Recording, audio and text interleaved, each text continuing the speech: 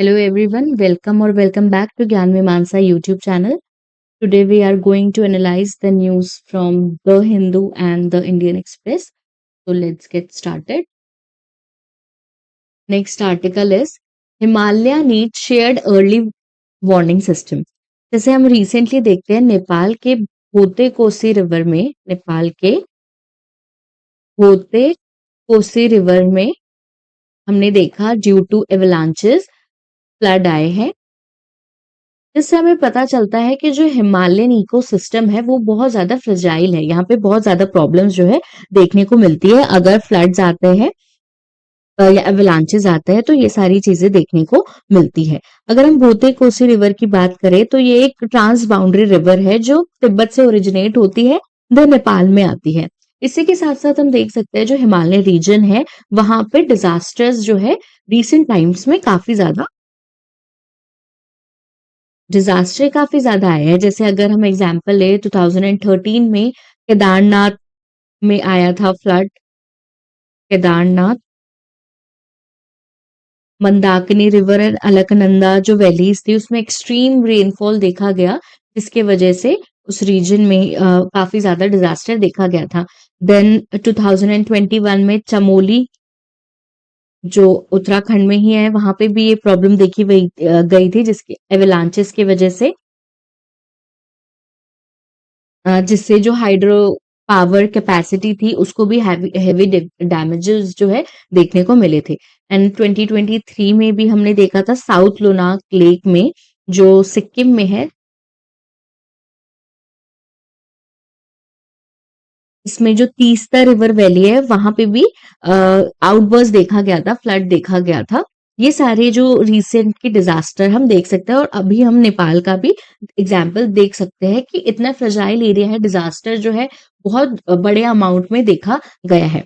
इसी के साथ साथ हम देखेंगे कि इस एरिया में हिमालय रीजन के लिए साउथ एशिया हाइड्रोफॉर्म फोरम भी बनाया गया है, जिसके अंडर जो WMO एंड वर्ल्ड बैंक जो है इन दोनों की हेल्प से सपोर्ट प्रोवाइड किया जाता है,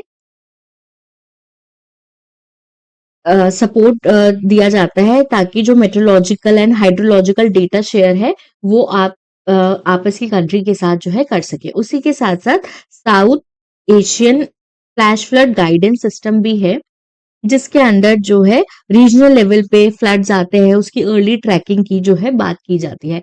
तो ये दो सिस्टम या फिर फोरम जो है वो भी बनाए गए हैं। इसी के साथ साथ अगर हम देखेंगे तो ये सारे डिजास्टर जो है पीक मॉनसून में देखे गए हैं। जब पीक मॉनसून है तब ये सारी प्रॉब्लम ज्यादा देखी जाती है, क्योंकि रेगुलर मॉनसून तो हो रहा है, उसी के साथ साथ मान लीजिए ग्लेशियर्स भी मेल्ट हो रहे हैं। ग्लेशियर्स का मेल्ट होना, देन लैंडस्लाइड बढ़ जाती है, लैंडस्लाइड का बढ़ जाना, देन जो एवलांचेस हैं,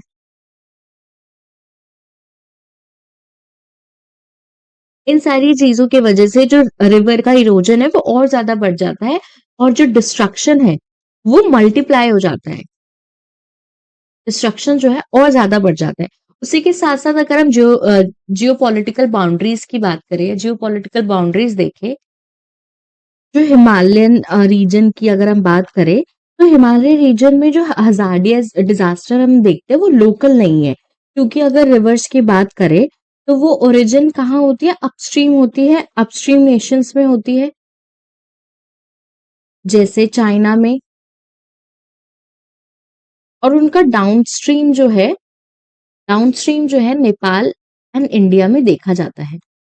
इसकी वजह से डाउनस्ट्रीम आते आते डिस्ट्रक्शंस जो है वो बहुत ज्यादा और बढ़ जाता है। और इसी के साथ साथ क्योंकि जियोपॉलिटिकल जो मिस ट्रस्ट है वो भी देखने को मिल रहा है, जिससे रियल टाइम हाइड्रोलॉजिकल डेटा जो है शेयर करने में डिले देखा जा रहा है। इस वजह से क्या होता है, प्रॉब्लम देखी जाती है, क्योंकि हमें रियल टाइम। उसी के साथ साथ हम देख सकते हैं जो इंफ्रास्ट्रक्चर है उसका डिस्ट्रक्शन भी देखा गया है, इंफ्रास्ट्रक्चर का, पॉपुलेशन का। मान लीजिए कि जो हाइड्रो पावर डेवलपमेंट है जो रिवर्स पे किया जाता है उसमें प्रॉब्लम देखी जा रही है। देन हेवी पिलग्रिमेज आते हैं इस जगह पे, हिमालयन रीजन में, वहाँ पे प्रॉब्लम देखी जा रही है। टूरिस्ट आते हैं, तो टूरिस्ट पिल्ग्रिमेज यहाँ भी इन्हें प्रॉब्लम देखने को मिल रही है। तो हम इसके लिए क्या कर सकते हैं?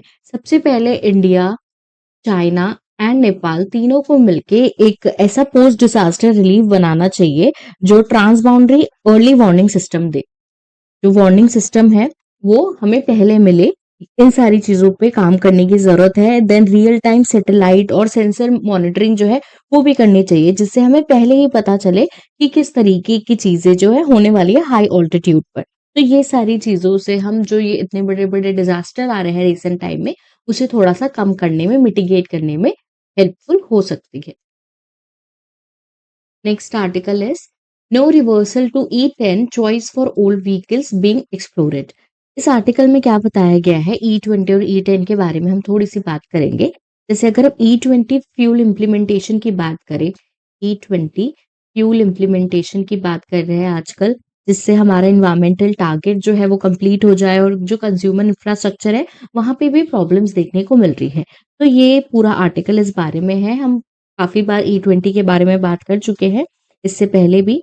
तो जो भारत पेट्रोलियम कॉर्पोरेशन लिमिटेड है, उन्होंने बताया है कि ई ट्वेंटी का मैंडेट जो है गवर्नमेंट करने की कोशिश कर रही है, और जो ओल्ड व्हीकल्स है जिसके लिए सजेस्ट किया जा रहा था E10 फ्यूल का, वो उसका ऑप्शन जो है नहीं दिखाई दे रहे हैं। अगर हम E20 की बात करें या एथेनॉल ब्लेंडिंग की बात करें, एथेनॉल ब्लेंडिंग इंडिया ने 5 इयर्स पहले ही अचीव कर लिया था। जो हमने टारगेट दिया था E20 को अचीव करने का, वो हमने 5 इयर्स पहले ही अचीव कर लिया था। जैसे दो तरीके के हम ब्लेंडिंग देखते हैं, E10 एंड E20। E10 में क्या होता है, 10% एथेनॉल होता है एंड 90% पेट्रोल होता है। और उसी के साथ साथ E20 में 20% एथेनॉल होता है एंड 80% पेट्रोल होता है। तो ये कॉम्पनसेशन जो है देखा जा रहा है। बट इससे प्रॉब्लम क्या आ रही है? अगर हम व्हीकल्स की बात करें तो उसमें प्रॉब्लम्स देखी जा रही है। जो ओल्ड व्हीकल्स है, स्पेसिफिकली जो पुरानी गाड़ियां हैं, उनके जो इंजन है, specifically two wheelers two wheelers की अगर हम बात करें ओल्ड व्हीकल की, तो वो सिर्फ और सिर्फ E10 और प्योर पेट्रोल के लिए ही सर्टिफाइड है। जिससे अब E20 क्योंकि लॉन्च कर दिया गया है, E20 को यूज करा जा रहा है, तो जो फ्यूल का सिस्टम है उसके कंपोनेंट का रीजन होता हुआ दिखाई दे रहा है। उसी के साथ साथ जो माइलेज है उसमें भी कमी आ रही है। तो ये प्रॉब्लम देखी जा रही है। उसी के साथ साथ जो एथेनॉल प्रोडक्शन के सोर्सेज है, अगर हम देखें एथेनॉल प्रोडक्शन के जो सोर्सेज है वो क्या है, जिसे हम 1G या फिर फर्स्ट जनरेशन बायो एथेनॉल भी कहते हैं, वो मोस्टली शुगर केन जूसेस, मेज, इन सारी चीजों से होता है। फूड या डैमेज फूड ग्रेन से देखा जा रहा है, तो इससे प्रोड्यूस किया जाता है। एथेनॉल का प्रोडक्शन जो है इससे किया जा रहा है। इसमें प्रॉब्लम क्या आ रही है? एक तरफ है कि हमें पॉलिसीज को इम्प्लीमेंट करना है, पॉलिसीज कमिटमेंट है, और दूसरी तरफ है कि हम किस तरीके से जो कंज्यूमर्स हैं उन्हें जो प्रॉब्लम हो रहा है उससे कम कर सके या उसे टैकल कर सके। तो क्योंकि एक E20 एक क्लीनर और एक सुपर फ्यूल माना जा रहा है, जो क्रूड ऑयल, इंडिया का जो क्रूड ऑयल इंपोर्ट है उसे भी कम करेगा, कार्बन एमिशन है उसे भी कम करेगा। बट जो इंडिया है वहां पे ओल्डर व्हीकल्स भी चल रहे हैं अभी भी, जो एथेनॉल के कॉन्सेंट्रेशन के साथ, इंजन के साथ कॉम्प्लीमेंट नहीं कर रहे हैं। तो ये भी प्रॉब्लम देखी जा रही है। उसी के साथ साथ अगर हम देखें, सप्लाई चेन में भी चैलेंज है। सप्लाई चेन में भी प्रॉब्लम्स दिखाई दे रही है। कैसे दिखाई दे रही है? जैसे E20 और E20 दोनों ही फ्यूल्स एक साथ रिटेल करना फ्यूल सप्लाई में थोड़ा सा मुश्किल देखा जा रहा है, जिसमें हाई कॉस्ट देखी जा रही है और जो डिस्ट्रीब्यूशन है वो बहुत अच्छे से नहीं देखा जा रहा। उसी के साथ साथ अगर हम देखें कि एग्रीकल्चर के पर्सपेक्टिव से देखें या फिर मैक्रो इकोनॉमिक के पर्सपेक्टिव से देखें, हम मैक्रो इकोनॉमिक एंड एग्रीकल्चर के पर्सपेक्टिव से देखेंगे तो कुछ पॉजिटिव चीजें भी है। जैसे मेज हो गया, शुगर केन हो गया। मेज एंड शुगर केन से जो फार्मर्स है उनकी इनकम भी बढ़ती जा रही है, या उनके इनकम जो है डाइवर्सिफाई हो रही है, फार्मर्स की इनकम बढ़ रही है। जो फॉरेन एक्सचेंज है उसमें भी सेविंग हो रही है, फॉरेन एक्सचेंज में भी हम कुछ रुपीस जो है वो सेव कर पा रहे हैं, ये सारी पॉजिटिव थिंग्स है। बट अगर नेगेटिव थिंग्स की बात करें तो ड्रॉट या फिर हम कह सकते हैं जो लो ईल्ड ईयर्स है, अगर इस ईयर की बात करें तो यहाँ पे ड्रॉट भी देखा गया है, बहुत ज्यादा ईल्ड जो है क्रॉप्स में नहीं देखी गई है। क्रॉप्स को अगर हम एथेनॉल के लिए डाइवर्ट कर देंगे तो कहीं ना कहीं फूड सिक्योरिटी या फिर हम फ्यूल सिक्योरिटी चूज करें, इसमें एक डिलेमा आ जाएगा। ये इश्यूज जो है क्रिएट हो सकते हैं। तो हम इसके लिए क्या कर सकते हैं? फर्स्ट ऑथर जो है वो कहते हैं कि जो मेजर फ्यूल स्टेशन है वहां पे E10 एंड E20 दोनों ही सिस्टम को जो है सेटअप करना चाहिए, ताकि जो ओल्ड व्हीकल्स के ओनर्स है उन्हें प्रॉब्लम ना हो। देन फ्यूल पंप्स जो है उसे उस पर क्लियर लेबलिंग लगानी चाहिए कि ये पुरानी व्हीकल्स है, ये कॉस्ट इफेक्टिव इंजन है।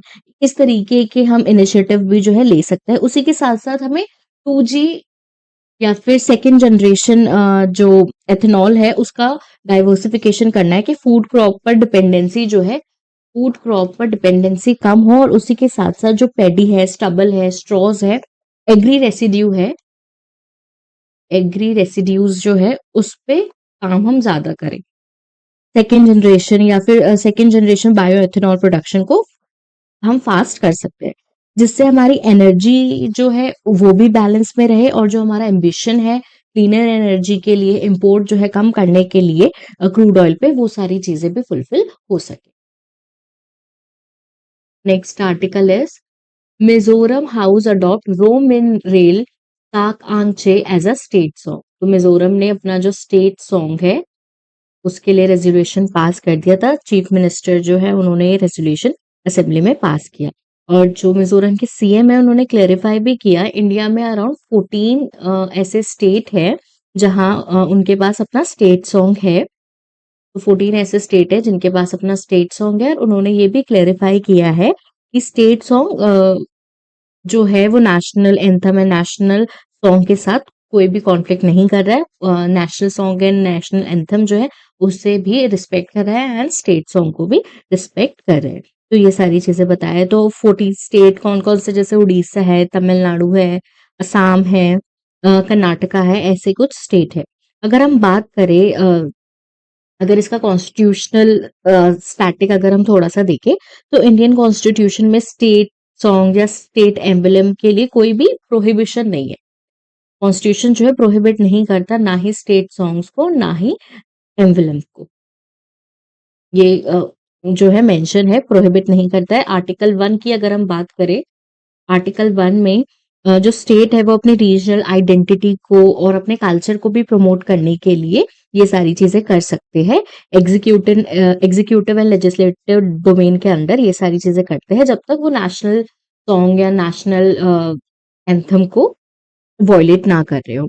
तो क्योंकि जैसे एक ये भी एक्ट याद रखेंगे हम, national flag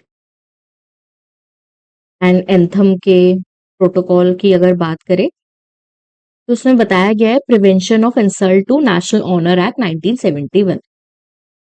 prevention of insult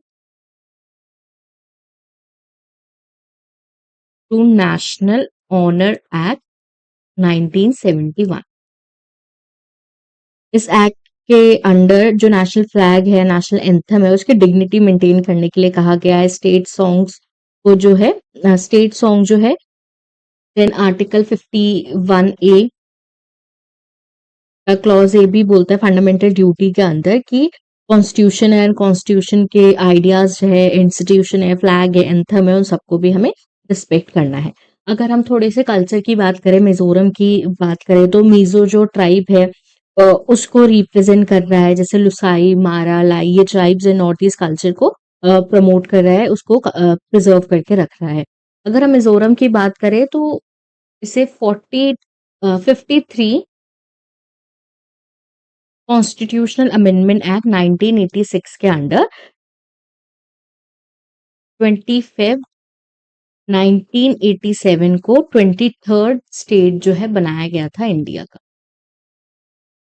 आप इससे थोड़ा-सा ये पॉलिटी का सेक्शन भी रिवाइज़ कर सकते हैं कि कब हमें कॉन्स्टिट्यूशनल अमेंडमेंट करने की ज़रूरत है।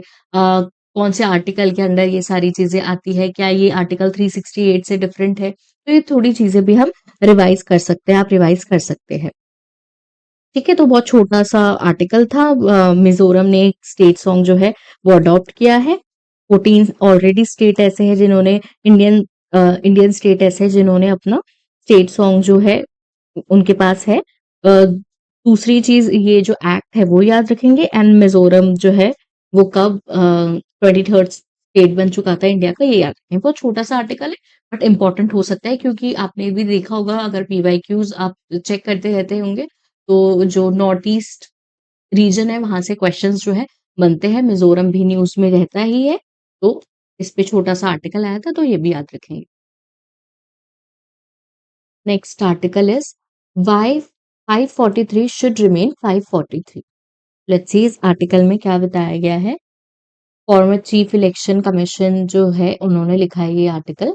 तो इम्पॉर्टेंट आर्टिकल है। जैसे हमें पता है जो मॉनसून सेशन है फिर एडजर्न होने के बाद एक डिबेट देखी जा रही है। मॉनसून सेशन के बाद मॉनसून सेशन के बाद क्या डिबेट देखी जा रही है कि जो डीलिमिटेशन है एंड विमेंस के रिजर्वेशन की बात है।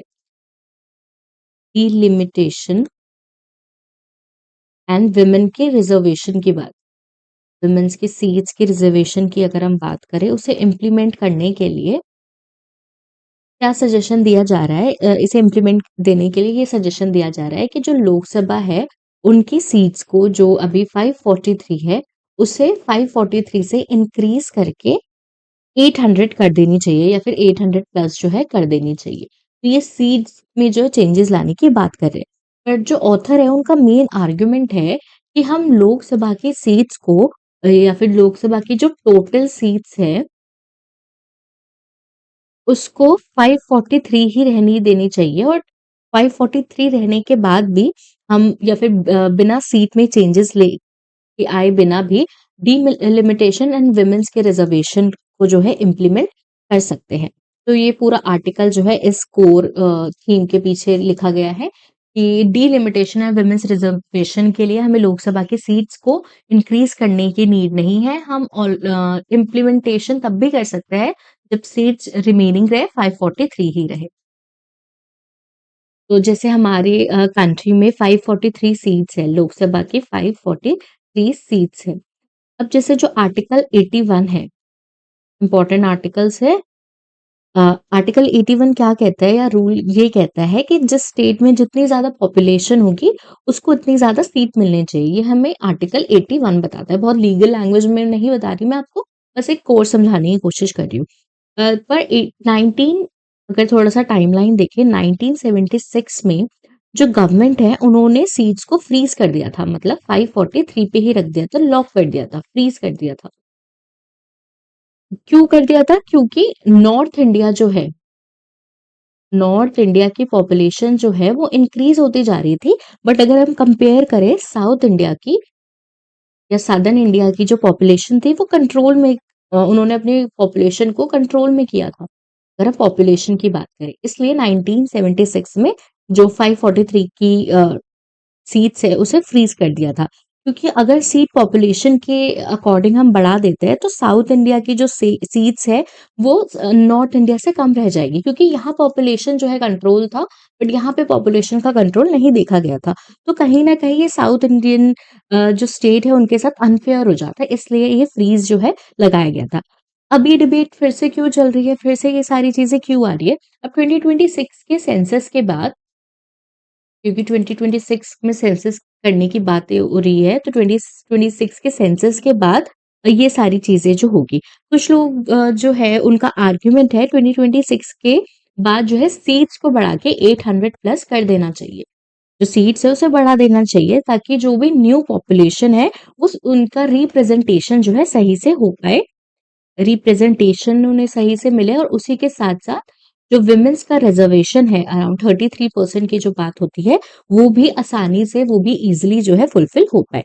बट जो ऑथर है जिन्होंने आर्टिकल लिखा है उनका कहना है कि सीट्स को बिल्कुल 543 ही रहने देनी चाहिए, ना ही इसको इंक्रीज नहीं करनी चाहिए, इसको इंक्रीज 800 प्लस जो है वो नहीं करनी चाहिए। हम आर्टिकल 81 में हमने देखा था कि ऐसा बोला गया आर्टिकल 81 में कि स्टेट की जितनी पॉपुलेशन होगी उस अकॉर्डिंग जो है सीट्स मिलनी चाहिए। But according to article number 82 क्या कहता है? आर्टिकल नंबर 82 कहता है कि हर सेंसस के बाद जो है सीट्स को दोबारा हम डिलिमिटेशन होना चाहिए, एक सजेशन की तरह देता है। बट 42nd अमेंडमेंट जो 1976 में हुआ था एंड उसके बाद जो 84th अमेंडमेंट है जो 2001 में हुआ था, इन दोनों ही अगर हम अमेंडमेंट में देखें तो लोकसभा की सीट्स को 1971 के पॉपुलेशन पर लॉक कर दिया था ताकि पॉपुलेशन कंट्रोल करने में जो स्टेट पार्टिसिपेट कर रहे हैं उनको कोई भी नुकसान जो है वो ना हो। बट ये 2026 तक के लिए लॉक किया था। 106 की अगर हम बात करते हैं, 106 अमेंडमेंट की अगर हम बात करते हैं तो उसमें विमेंस के रिजर्वेशन की बात की गई है। 33% रिजर्व रिजर्व करेंगे कि तो आर्ग्यूमेंट ये है कि अगर हम टोटल सीट्स को बढ़ा देंगे तो विमेन का पार्टिसिपेशन जो है और ज्यादा बढ़ता हुआ दिखाई देगा। बट ऑथर कहते हैं कि 443 सीट्स है तो उसमें अगर हम 181 सीट्स 33% जो है सीट रिजर्व कर सकते हैं विमेन रिजर्वेशन में। तो ये आर्ग्यूमेंट जो है दिया जा रहा है। देन उसी के साथ साथ जो दूसरे कंट्रीज है उनका भी एग्जाम्पल ऑथर देते हैं। दूसरी कंट्रीज में जैसे एग्जाम्पल देते हैं वो यूएसए का। वो बताते हैं कि 100 ईयर्स से जो पॉपुलेशन है वो बहुत ज्यादा बढ़ी है यूएस में भी, बट उनकी सीट जो है अभी भी 435 ही है। देन वो एग्जाम्पल देते हैं इटली का। उन्होंने बताया है कि वो अपनी पार्लियामेंट की जो सीट्स है उन्होंने कम कर दी है। 630 से उन्होंने कम कर दी अपनी सीट्स 400। तो यूएस एंड इटली का भी एग्जाम्पल जो है ऑथर देते हैं। वो कहते हैं अगर हम मेन आर्ग्यूमेंट देखें तो कहते हैं सीट क्यों ही बढ़ानी चाहिए, सीट को इंक्रीज क्यों करना चाहिए। अगर जो पॉपुलेशन कंट्रोल कर रहे हैं जो स्टेट सदर्न स्टेट की अगर हम बात करें, सदर्न स्टेट क्योंकि पॉपुलेशन को कंट्रोल कर रहे हैं, वो अपने रिसोर्सेज को बहुत ज्यादा मतलब बहुत कम लोगों में अच्छे रिसोर्सेज देने की बात करें। साउथ इंडियन जैसे स्टेट तमिलनाडु की बात करें, केरला की बात करें, उन्होंने जो पॉपुलेशन कंट्रोल की पॉलिसी है उससे अपनी पॉपुलेशन को कंट्रोल करके चला है। अगर सीट्स 50% बढ़ा देंगे, 50% सीट बढ़ाने की बात करेंगे तो जैसे यूपी है, यूपी का हम एग्जांपल लेते हैं। यूपी की नॉर्थ इंडिया की जो स्टेट है, यूपी की सीट्स अगर 80 से अगर अभी 80 है तो वो बढ़कर 120 हो जाएगी। बट अगर हम तमिलनाडु की बात करें, सदर्न स्टेट जो है, जैसे अभी तमिलनाडु की सीट्स जो है वो 39 है, बट अगर बढ़ाएंगे तो सिर्फ और सिर्फ ये 59 होगी क्योंकि पॉपुलेशन के हिसाब से है। तो यूपी और तमिलनाडु के बीच में जो सीट्स का गैप है वो बहुत ज्यादा बढ़ जाएगा। 41 पहले सीट्स का गैप था और अब सीधा जो है 61 देखने को मिलेगा, या फिर बहुत ज्यादा सीट्स का गैप जो है इन दो स्टेट के बीच में मिलेगा जो north and south Indian state है। तो जो साउथ इंडिया के स्टेट है वहां पे पॉलिटिकल पावर जो है, पॉलिटिकल रिप्रेजेंटेशन जो है वो कम होती हुई दिखाई देगी। तो इससे ये प्रॉब्लम जो है देखी जा सकती है नॉर्थ एंड साउथ स्टेट में। फिर उसके साथ ऑथर बोलते हैं कि जो डिबेट की क्वालिटी है, जो डिबेट्स होते हैं उसकी क्वालिटी जो है वो भी रिड्यूस होने लगेगी। मतलब जैसे पार्लियामेंट के पास जो टाइम है, जो सेशंस होते हैं, वो टाइम तो लिमिटेड ही है। टाइम लिमिटेड होने से क्या होगा कि अगर 800 प्लस एमपीज होंगे तो हर एमपी को बोलने के लिए सिर्फ 1-2 मिनट का टाइम ही मिलेगा, जिससे जो डिस्कशन होनी चाहिए वो क्वालिटी उसकी जो है रिड्यूस होती हुई दिखाई देगी। देन ऑथर जो है एक आर्ग्यूमेंट ये भी देते हैं कि जो एमएलएज है, एमएलए ज्यादा जुड़े होते हैं लोगों से, लोकल एरिया से। मान लीजिए कि रोड्स बनानी है, इलेक्ट्रिसिटी की प्रॉब्लम है, वाटर की प्रॉब्लम है, स्कूल्स, हॉस्पिटल, ये सारे जो काम है, ये सारे जो इम्पोर्टेंट वर्क है वो स्टेट गवर्नमेंट और एमएलएज के हाथों में होते हैं, एमएलएज करते हैं, एमपी के हाथ में नहीं होते। इसलिए एमपी की सीट्स बढ़ाने से अच्छा है कि हम जो एमएलएज है या जो विधानसभा की सीट्स होती है उनको बढ़ाने की बात करें। तो ये एक सजेशन की तरह ऑथर जो है दे रहे हैं। देन वो इस पूरे आर्ग्यूमेंट के बाद बताते हैं कि इस प्रॉब्लम का सॉल्यूशन क्या है, या फिर वे फॉरवर्ड हम कह सकते हैं कि ये जो प्रॉब्लम है उसका वे फॉरवर्ड क्या है। देन वो बताते हैं कि सीट्स को जो है फर्स्ट वो पूरे आर्टिकल में यही आर्ग्यू करते हैं कि सीट्स जो है वो जितनी है उतनी ही रहनी चाहिए। सीट को जो है लॉक कर देना चाहिए, हमें फ्रीज़ कर देना चाहिए 543 पे ही। देन वो बोलते हैं कि जो इंट्रा स्टेट डिलिमिटेशन है उन्हें सेट करना चाहिए कि स्टेट की टोटल सीट्स को नहीं हमें इंक्रीज़ करना चाहिए। पर जो स्टेट के अंदर जैसे सिटीज़ हो गई या टाउन्स हो गए, वहाँ पे बाउंड्रीज़ को एडजस्ट करते हुए चलना चाहिए। देन वुमेन रिज़र्वेशन जो है वो 543 में भी रिज़र्व कर सकते हैं, 181 सीट्स जो है वो वुमेन्स के लिए कर सकते हैं। देन वो विधानसभा या फिर स्टेट की बात करते हैं तो वो बोलते हैं एमएलएज़ की स्टेट लेवल पे जो सीट्स है वो बढ़ा सकते हैं। तो ये कुछ आर्गुमेंट देते हैं। ये आर्टिकल इम्पोर्टेंट है इसलिए थोड़े से जो article 81, article 82, 42nd amendment act, 106th amendment act ये थोड़ा-सा हम रीड कर लेंगे। ये सारी चीज़ें इस आर्टिकल में पूछी गई। Next article is India's return to its Central Asian neighbourhood. इस आर्टिकल में क्या है जो प्राइम मिनिस्टर नरेंद्र मोदी है वो अपने जो सेंट्रल एशिया का ट्रैवल है वो स्टार्ट करने वाले हैं। सबसे पहले वो उज़्बेकिस्तान जाएँगे, उज़्बेकिस्तान उसके बाद अ, वो किर्गिस्तान जाएँगे, जहाँ पे जो एससीओ है उसकी समिट में पार्टिसिपेट करेंगे। शंघाई कोऑपरेशन ऑर्गेनाइजेशन की जो समिट है, एससीओ की जो समिट है उसमें पार्टिसिपेट करेंगे।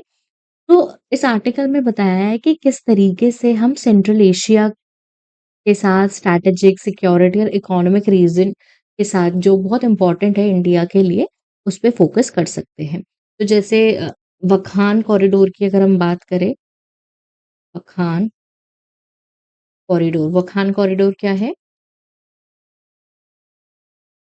तो जैसे इंडिया और जो तजाकिस्तान है वो ज्योग्राफिकली डायरेक्ट बॉर्डर शेयर नहीं करते। तो इन दोनों के लिए जो अफ़गानिस्तान है वहाँ पे बहुत नैरो स्ट्रिप है जिसे वखान कॉरिडोर कहते हैं। तो वखान कॉरिडोर हमारे लिए इम्पोर्टेंट है। दूसरा अभी जो एससीओ शंघाई कोऑपरेशन ऑर्गेनाइजेशन का जो समिट है वहाँ पे भी इम्पोर्टेंट है। वहाँ पे भी जो रोल है वो इम्पोर्टेंट है। इंडिया इसका मेंबर है। इंडिया इसका मेंबर कब बना था? 2017 में इंडिया एससीओ का फुल मेंबर बन चुका था रशिया के सपोर्ट के साथ। देन उसके बाद जो एक विजन था, let me write here, Tianjin vision 2024 का जिसमें जो पीएम नरेंद्र मोदी थे उन्होंने एससीओ के प्लेटफॉर्म पर सिक्योरिटी, कनेक्टिविटी और अपॉर्चुनिटी का विजन रखा था। कौन-कौन सा विजन रखा था? सिक्योरिटी, कनेक्टिविटी एंड अपॉर्चुनिटी का विजन जो है रखा था इस समिट के अंदर, इस विजन के अंदर।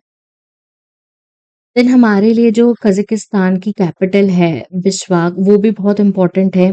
देन जो उज़्बेकिस्तान के प्रेज़िडेंट है वो भी काफ़ी इम्पोर्टेंट रोल प्ले करते हैं। तो इंडिया को अपने रिलेशन जो है सेंट्रल एशिया के साथ बिल्डअप करने की ज़रूरत है। जैसे हमने देखा था 2022 में जो रिपब्लिक डे था, वहाँ से रिपब्लिक डे पे जो गेस्ट बुलाते हैं वो हमने सेंट्रल एशिया के जो चीफ थे, जो लीडर्स थे उन्हें इनवाइट किया था।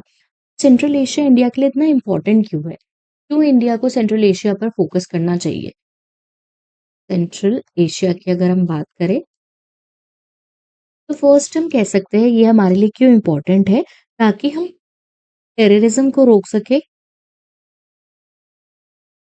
एंड जो रीजनल सिक्योरिटी है उसे बढ़ा सके।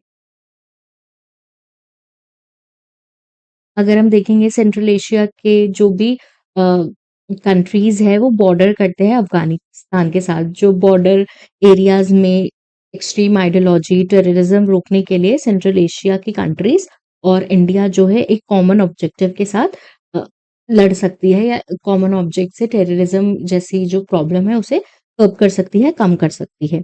देन जैसे हम साउथ एशिया या सेंट्रल एशिया की बात करें तो चाइना एंड जो पाकिस्तान का एक्सेस है उसे भी काउंटर कर सकते हैं या फिर हम कह सकते हैं एक रीजनल बैलेंस बना सकते हैं। रीजनल, क्योंकि पाकिस्तान जियो स्ट्रैटेजिकली इंडिया को ब्लॉक करता है सेंट्रल एशिया के साथ कोई भी रिलेशन बनाने के लिए, अलाइनमेंट बनाने के लिए कम करने की कोशिश करता है पाकिस्तान।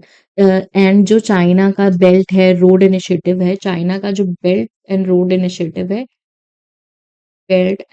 इनिशिएटिव के अंडर भी हेवी इन्वेस्टमेंट जो है चाइना पाकिस्तान में करता हुआ जा रहा है। एंड एससीओ के अंदर भी अगर हम देखेंगे, एससीओ के अंदर भी चाइना एंड जो पाकिस्तान है, वहां पे उनका डोमिनेंस देखा जा रहा है। रीजनल बैलेंस बनाने की ये लोग कोशिश कर रहे हैं। तो इन सब चीजों को काउंटर करने के लिए भी इंडिया का सेंट्रल एशिया के साथ होना काफी जरूरी है, या फिर इनका सपोर्ट भी जो है इंडिया के लिए काफी जरूरी है। तीसरा हम कह सकते हैं कि जो एनर्जी एंड मिनरल रिसोर्सेज है, mineral resources businesses and economy के लिए, बिजनेसेस के लिए, इकोनॉमिक अपॉर्चुनिटीज के लिए बहुत इंपॉर्टेंट है। जैसे इंडिया को अपनी ग्रोइंग इकोनॉमी के लिए यूरेनियम, गैस, मिनरल्स,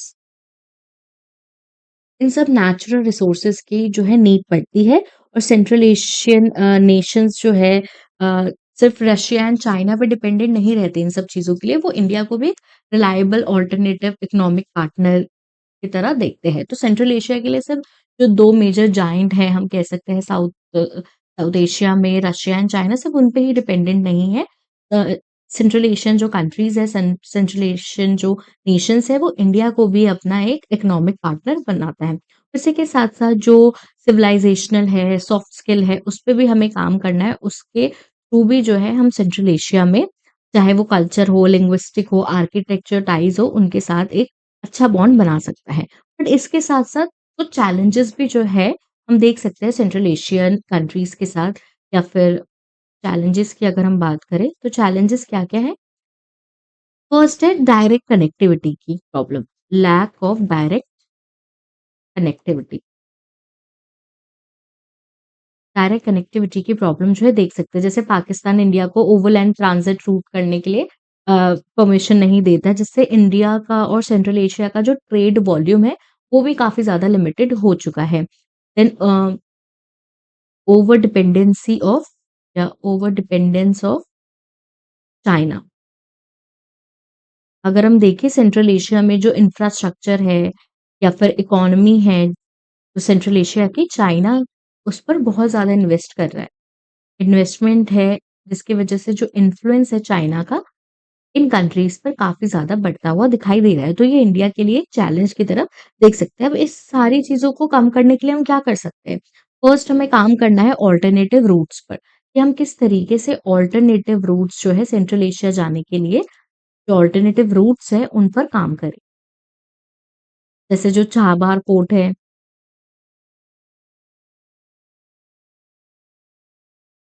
एंड जो international north south transport corridor है, Chabahar port and international north south transport corridor, इन ये दो हमारे लिए एक ऑल्टरनेटिव है। तो हम यहाँ पे रेल रोड रूट्स जो है एक्टिव कर सकते हैं और फास्ट ट्रैक में इन पे काम भी कर सकते हैं इन ऑल्टरनेटिव रूट्स पे। देन हम जो नेबरहुड स्ट्रैटेजी है उसे एक्सटेंड कर सकते हैं, जो हमारी नेबरहुड पॉलिसी है उसे एक्सटेंड कर सकते हैं। सेंट्रल एशिया को अपना एक एक्सटेंडेड नेबर मान सकते हैं, ट्रेड के लिए, एजुकेशन के लिए, IT, health, medical tourism, health के अंदर हम medical tourism and cultural exchange पर हम सेंट्रल एशिया के साथ अपना नेबरहुड जो है वो एक्सटेंड कर सकते हैं। देन जो एससीओ प्लेटफॉर्म है उसका सही यूटिलाइजेशन करना है, कि हम रीजनल सिक्योरिटी पे बात करें, कनेक्टिविटी पे बात करें, अ, ताकि जो रशिया एंड जो चाइना है उसकी डिपेंडेंसी कम हो, सेंट्रल एशिया को, इंडिया को भी एक स्ट्रॉन्ग पार्टनर बना सके। तो ये सारी चीजें हम देख सकते हैं, और इन सारी चीजों पे हमें काम करना है ताकि जो सेंट्रल एशिया है उसके साथ हमारा रिलेशन स्ट्रॉन्ग है और ज्यादा इसे स्ट्रॉन्ग करे, और हम उनकी हेल्प करें इन सब सेक्टर्स में। Next article is English is a foreign language in India. तो इस आर्टिकल में हम देखते हैं, जैसे सुप्रीम कोर्ट है, उन्होंने सीबीएसई, पीएससी का जो थ्री लैंग्वेज फॉर्मूला था, थ्री लैंग्वेज फॉर्मूला, उसके ऊपर बात की थी और उन्होंने कहा था इंग्लिश को एज अ फॉरेन लैंग्वेज या फिर नॉन इंडिजीनियस लैंग्वेज मानना कितना सही है या कितना गलत है। तो इन सारी चीज़ों पे बात की थी। तो आर्टिकल में जो है इंग्लिश के बारे में बताया कि इंग्लिश को एज़ अ फॉरेन लैंग्वेज मानना सही नहीं है। बहुत सारा इवॉल्व जो है इंग्लिश इन सालों में हुई है। अगर हम हिस्ट्री की बात करें, इंग्लिश की हिस्ट्री की बात करें इंडिया में, तो अराउंड 1835 में जो मैकेले मिनट था उसमें अराउंड 240 इयर्स हो चुके हैं इस बात को। 240 इयर्स पहले ही इंग्लिश की जो स्टार्टिंग थी वो इंडिया में कर दी थी मैकेले मिनट के अंदर, माइन्यूट के अंदर, जिसके अंदर बोला था कि जो पर्शियन को हटा के जो इंग्लिश लैंग्वेज है उसे एडमिनिस्ट्रेटिव लैंग्वेज एंड एजुकेशन की लैंग्वेज बना दिया गया था। तो अगर हम लिंग्विस्टिक लीनेज की बात करें तो हिंदी हो गया या इंग्लिश हो गया, ये दोनों ही इंडो यूरोपियन लैंग्वेज फैमिली से आते हैं और जो संस्कृत और इंग्लिश है उसकी भी रूट ओरिजिन जो है वो एक ही मानी जाती है। तो ये सारी चीजें बताते हैं कि हिस्ट्री अगर हम देखें तो भी इंग्लिश को इंडिया में आए हुए काफ़ी टाइम हो चुका है, अब ये बहुत इवॉल्व हो चुकी है इंडिया में भी। तो इंग्लिश का इंडियनाइज़ेशन हो चुका है। ऑथर कहते हैं कि इंग्लिश का इंडियनाइज़ेशन हो चुका है।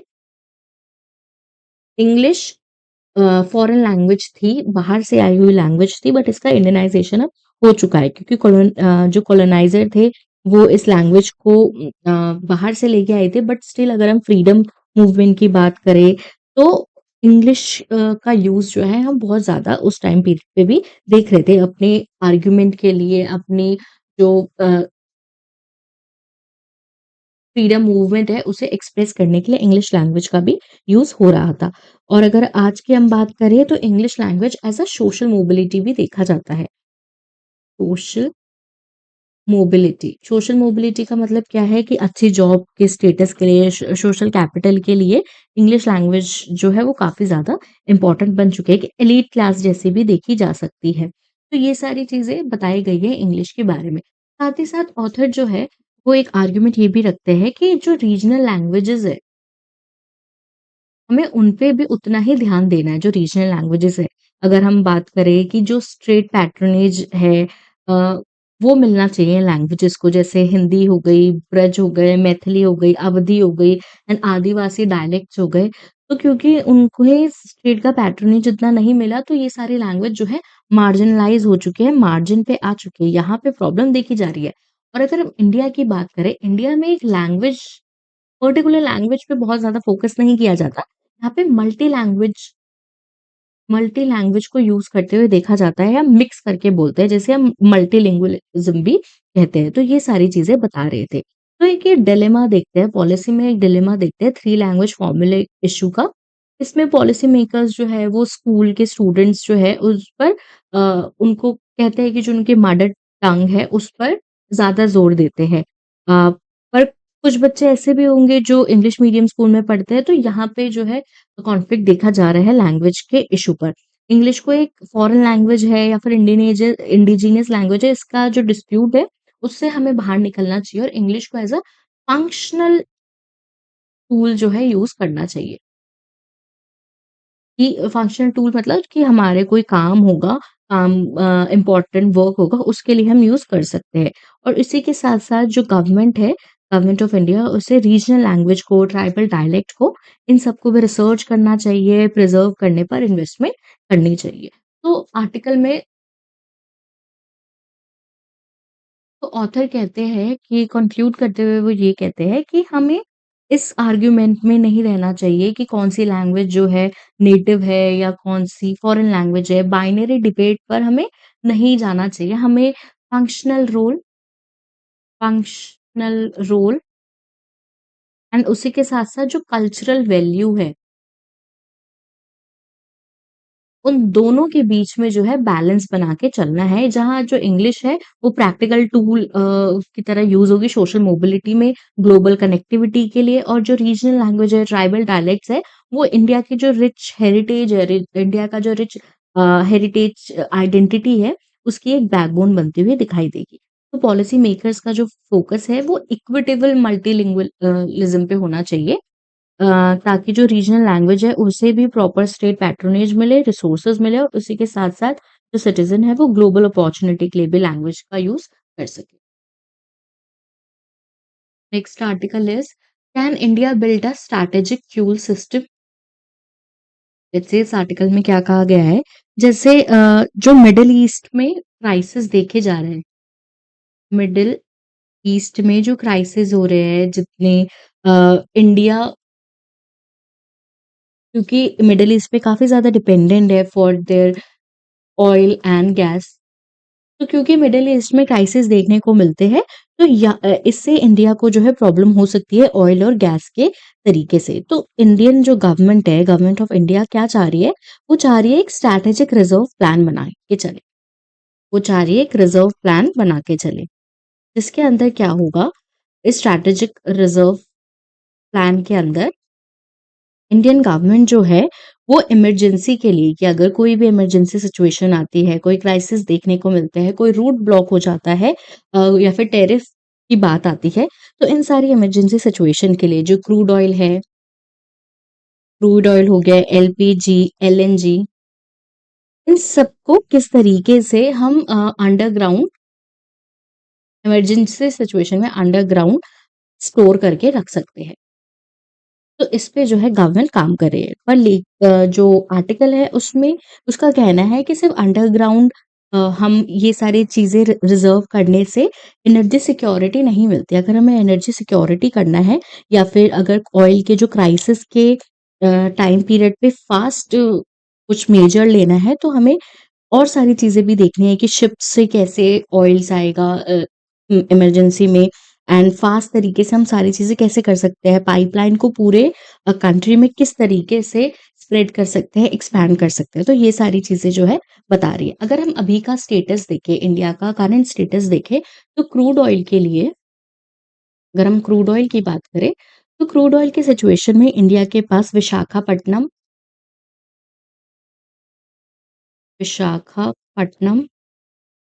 मंगलुरु